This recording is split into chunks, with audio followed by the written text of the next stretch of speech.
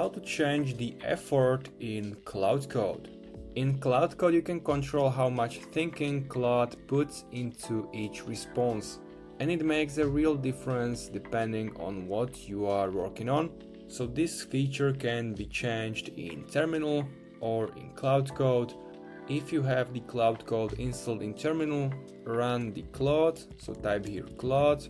Now the Claude Code is running, and type /effort into chat and press enter, and this slider will appear with 5 levels: low, medium, high, X high and max. You can use left and right arrow key to move between them and select that with enter.